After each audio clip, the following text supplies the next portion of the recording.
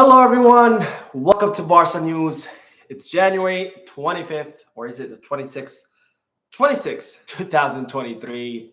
There's a lot of new exciting news, starting with that there's a new option for Barcelona for the left back position.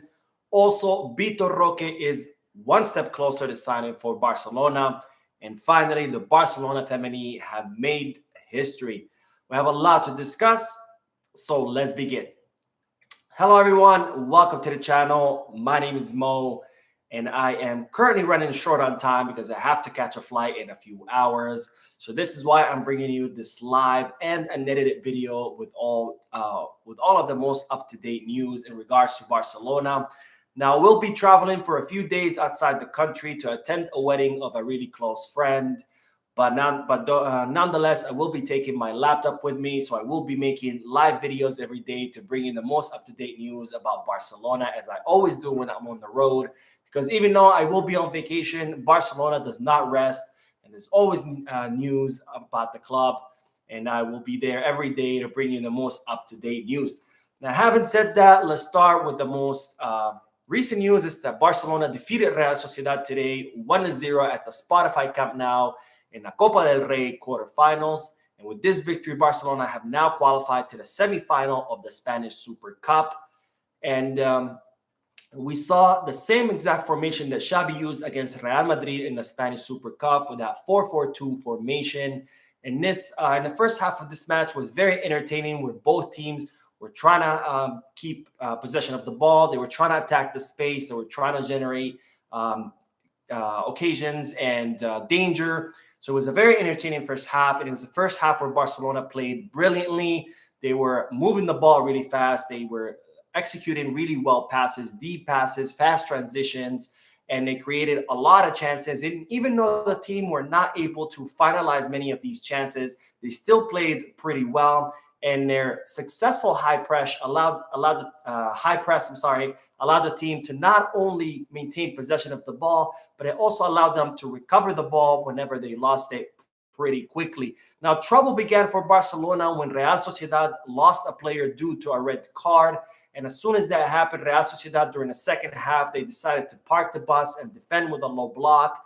They defended with a low block made up of a line of 5 defenders right behind a line of 4 defenders. And that's when Barcelona really began to struggle, because as we've seen this season, Barcelona have had a lot of problems playing against teams who defend with a low block. And Barcelona didn't have any response to what Real Sociedad were doing. They couldn't unlock Real Sociedad's defense. So they didn't create any chances or any danger besides Dembele's goal during that second half. And as a result, and also we saw once again Barcelona reduce their intensity, which led them to lose control of the match and gave the opportunity to Real Sociedad to generate several chances where they could have tied the match or even won the match. But thanks to Mark ter Stegen, that did not happen. It's absolutely unacceptable that Barcelona cannot finalize the match when they're playing at home and against a team that's down a man. And it's even more unacceptable when you take into consideration that this has been a common theme these past matches, where Barcelona started the match very strong, playing really well. They score the first goal, and after that, they reduce their intensity. They lose control of the match, and then they put their victory at risk. Now, on the individual level, Dembele was absolutely brilliant in today's match. He created a lot of danger with his dribbling. He was making some really great, accurate, and deep passes. He even took several shots at the goal and scored the match's only goal. And most importantly, it was great to see him making great decisions, because a big problem with Dembele in the past has been his decision-making, where he usually passes the ball when he should have shot it or shoots the ball when he should have passed it. But today, I personally didn't see him make any wrong decision, and it's really good to see him improve his decision-making. And I really hope Dembele keeps up this performances, because if he does, man, the La Liga team should be very worried, because Dembele was absolutely unstoppable today. Real Sociedad's defender did not know what to do. Now, the silver lining out of all of this is that Barcelona were able to win, and they're through to the next stage. But Xavi and the team really need to do something about this problem, where the team constantly does not know how to finalize matches, and they end up suffering during the final minutes. Now, Barcelona's next match will be only in 3 days on January 28th. against Girona, if I'm not mistaken, on Saturday in La Liga, where Barcelona are going to be trying to stay at the top of the table. And that will be the last match that Robert Lewandowski and Ferran Torres will be serving their suspension. So after that, both of them will be available to play in the Spanish league. Now on to the news that there's a new option that has emerged for Barcelona in the left back position. And that option is Alex Grimaldo. Now, Alex Grimaldo is a 27-year-old left back who currently plays for Benfica. And in fact, he had played for Barcelona in the past, but he left the club because he had some personal disagreements with the coach then, who was Luis Enrique. Now, Alex Grimaldo has just announced that he will not be renewing his contract with Benfica, which expires this summer. So he will become a free agent in the summer. And it's reported that if Barcelona pick up the phone, then Alex Grimaldo would be more than willing to come back to the club to play for Barca. However, all of this will, of course, depend on what happens with Jordi Alba, because after all, if Jordi Alba does end up staying until the end of his contract, which expires in 2024, then Barcelona will not have a need to sign a new left back. And even if Jordi Alba does leave, all of this will also depend on the player himself, because even though Alex Grimaldo does want to come to Barcelona and play for the team, he wouldn't be a starter, because the definitive starter is Alejandro Balde. So Alex Grimaldo would have to be okay with being a substitute for Alejandro Balde. Now on to the big news that Vitor Roque is one step closer to signing with Barcelona. Now, I've talked about Vitor Roque in yesterday's video and many of my previous videos. He's a 17-year-old center forward who currently plays for the Brazilian club Atlético Paranaense. He's considered one of the biggest promising talents coming out of Brazil, and some consider him even a better talent than Endrick, who just signed for Real Madrid. And Barcelona have been tracking this player for quite some time, and as I reported in yesterday's video, they met with Deco, who's Rafinha's agent and who's kind of the specialist in the Brazilian football market. And Barcelona made the decision that they are going to go and use all their efforts to try to sign Vitor Roque so he can come to the club, learn under Robert Lewandowski, and then become Lewandowski's replacement once the Polish striker's contract expires with Barcelona. Well, today it's being reported that Vitor Roque has only one intention, and that is to join Barcelona. And in fact, he has rejected Chelsea and PSG's offers.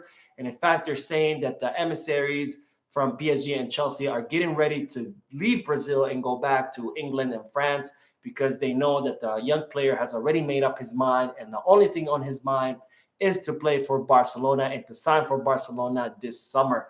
Now, Vitor Roque has a 60 million euro release clause.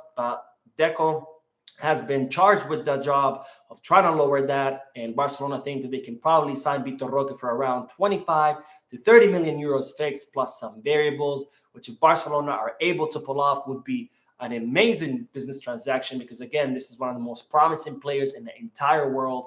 And if you can sign him for 25, 30 million euros, that would be an absolute steal, especially considering how inflated the football market is right now. And even when you look at how Real Madrid signed Endrick for almost 70 million euros, and for us to be able to sign a player that's better or just as good for half of that would be a great business transaction on the side of the club.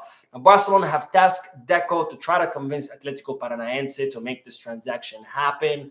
And if there's anything that we know about Deco, is that he can make things happen, because after all, Barcelona tasked him with signing Rafinha, and Rafinha had offers from all kinds of clubs, and his former club were more interested in the other offers because they were way more lucrative than Barcelona's.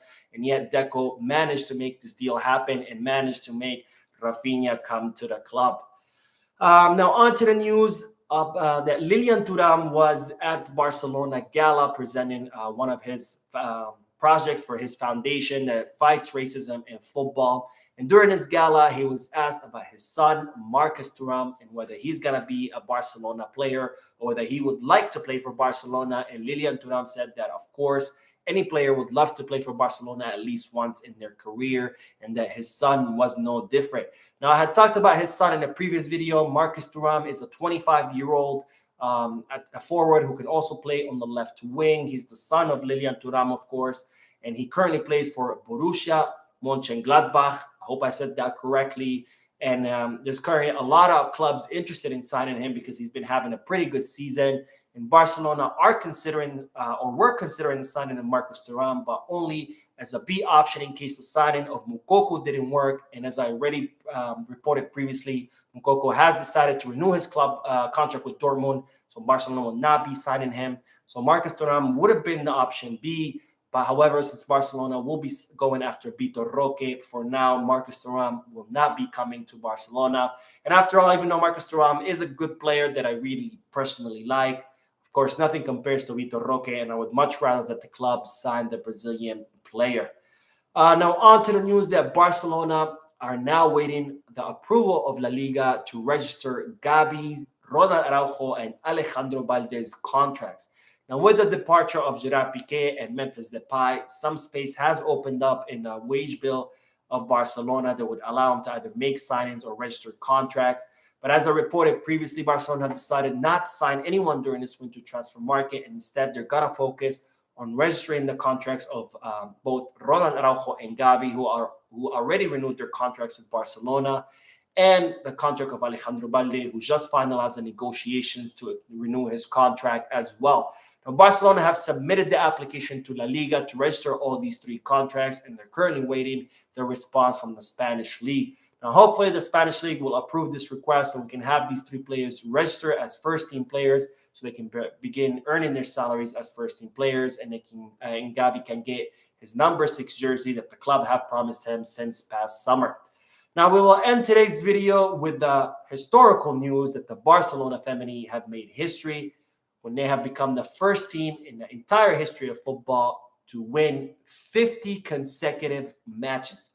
Now, the Barcelona Femeni defeated Levante Las Planas today in the Women's League 7-0, and this victory brought them to that 50 match mark, which is absolutely an incredible figure. It just goes to show how dominant the Barcelona Femeni are in the world of women's football. There's really nobody like them. It's like having Barcelona, the men's team, playing, I don't know, against kindergartners. That's how dominating they are, not just in the Spanish league, but all around Europe. And it's honestly a shame that they have been disqualified from the Copa del Rey. But we'll have to see where Barcelona's appeal goes with that. But nonetheless, congratulations to the Barcelona Femeni. That's an amazing accomplishment that no other has been able to accomplish, not any men's team or any women's team, except for the Barcelona Femeni. So that is it for today. I hope you enjoyed the video. If you did, please give me a like. Also, I always love to hear from all of you. So please drop a comment letting me know your thoughts and opinions about all the news that I share with you. And finally, I invite all of you to please subscribe to the channel. It helps this small channel continue to grow so I can continue bringing you the most up-to-date news about Barcelona. And for all of you who have already subscribed, thank you from the bottom of my heart. You really motivate me every day to continue making these videos. Even when I'm traveling and I'm on vacation, I want to keep making these videos to bring you all the news about the club that we all love. So thank you again for subscribing, and thank you for watching as well. I will see you tomorrow through another live video. I'll be outside of the country, but I'll be there ready to bring you the most up-to-date Barca news. Thank you again. Have a good night, and I will see you tomorrow.